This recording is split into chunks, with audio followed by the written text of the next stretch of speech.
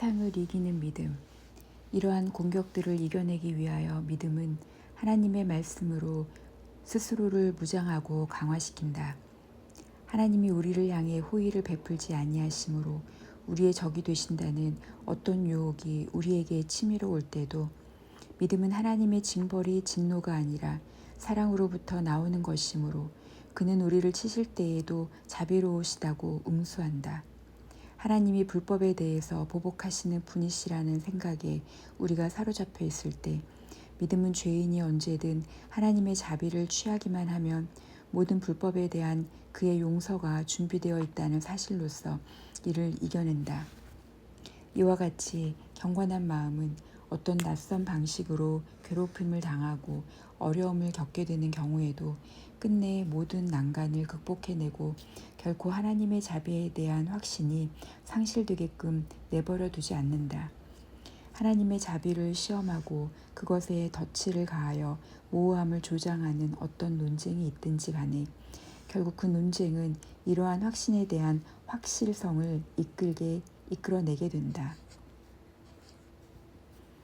이에 대한 하나의 증거는 성도들이 하나님의 보복에 헤어날 수 없을 만큼 심히 짓눌려 있는 것처럼 보일 때에도 자기들의 불평을 하나님 앞에 토로하며 도무지 아무도 자기들의 말을 듣지 않을 때에도 하나님을 부른다는 사실에 있다. 만약 그들이 하나님으로부터 아무 위로도 소망하지 않는다면 그를 향한 그들의 애원이 무슨 의미가 있겠는가? 진정 그가 그들을 위하여 도움을 준비하고 계셨음을 그들이 믿지 않았다면 그를 부르고자 하는 마음이 결코 그들 안에 생기지 않았을 것이다. 그리하여 제자들은 그리스도가 자기들의 믿음이 적음을 나무라셨을 때 자기들이 멸망의 감을 원망하면서도 그의 도움을 탄원하였다. 마태복음 8장 25절에서 26절. 우리가 보는 바와 같이 그리스도는 그들의 적은 믿음을 나무라시면서도 그들을 자기의 제자들의 반열에서 몰아내시거나 불신자들 중에 하나로 헤아리지 않으시고 오히려 그들이 그 악을 떨쳐버리게끔 자극하신다. 그러므로 우리는 이미 우리가 말한 것을 다시금 반복하게 된다. 즉 비록 믿음이 흔들리고 이리저리 나부낀다 하더라도 그 빛은 결코 꺼지거나 소멸되지 않으며 적어도 타버린 재 아래에 숨어 있기라도 한다. 이러한 예를 통하여 보는 바 말씀은 썩지 않는 씨로서 그것을 닮은 열매를 내며 그 기름짐이 결코 마르거나 다하지 않는다.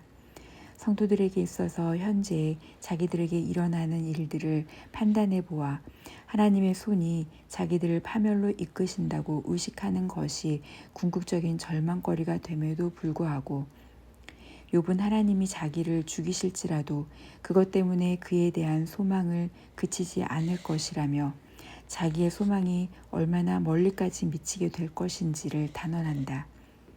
욥기 13장 15절. 진실은 이러하다. 불신은 경건한 자들의 마음속에서는 지배력을 갖지 못하고 밖으로부터 그들을 공격한다. 불신은 그 자체의 무기들로는 경건한 자들에게 치명상을 입히지는 않고 단지 그들을 위협하거나 심한 경우에는 치유할 수 있을 만큼의 상처를 입힐 뿐이다. 이 경우 바울이 가르치듯이 믿음이 우리의 방패 역할을 하는 바 에베소서 6장 16절.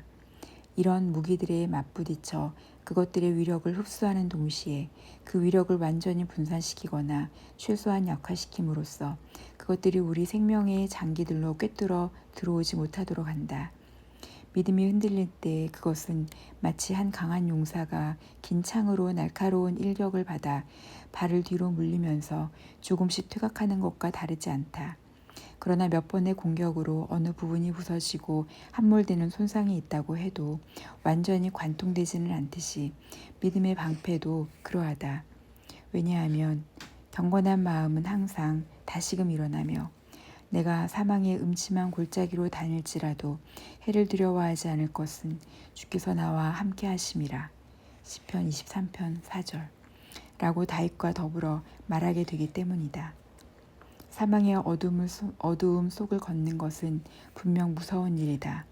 신자들은 자기들의 단호함이 아무리 크다 한들 그것에 놀라지 않을 수 없다. 그러나 현존하시는 하나님이 그들의 구원을 권념하고 계신다는 생각이 그들을 사로잡게 될 때 그 두려움은 즉시 평정에 굴복당하고 만다.